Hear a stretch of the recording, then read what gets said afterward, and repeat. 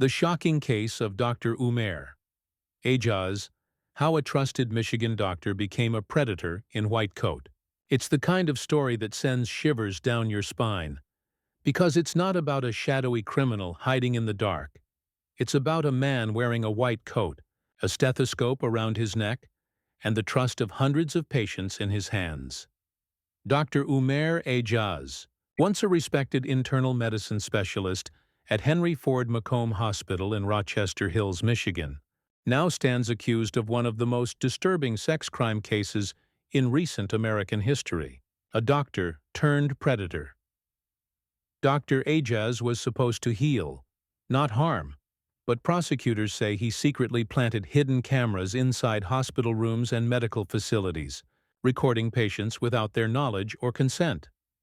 Some victims allege he went even further, touching and assaulting them while they were sedated, vulnerable, or unable to resist. And what's worse, this wasn't an isolated incident. It was a pattern of predation spanning months, maybe years. 31 guilty counts, and more emerging.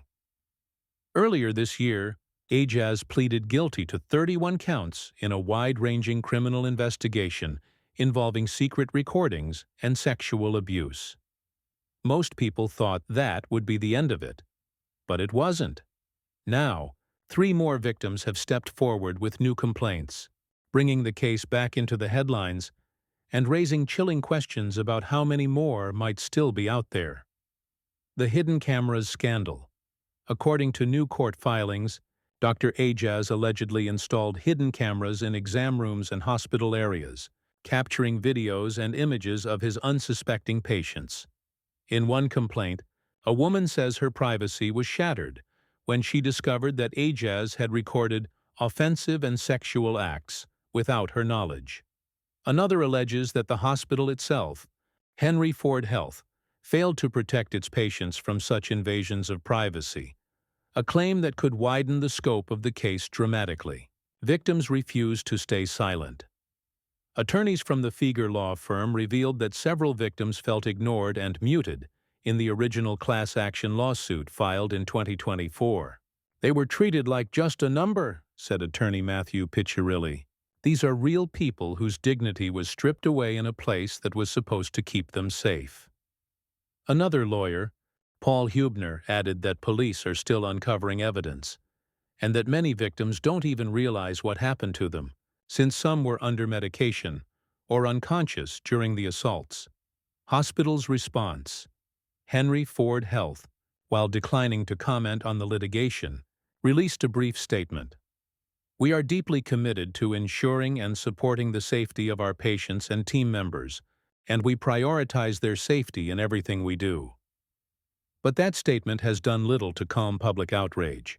Questions are now being asked. How did this go unnoticed for so long?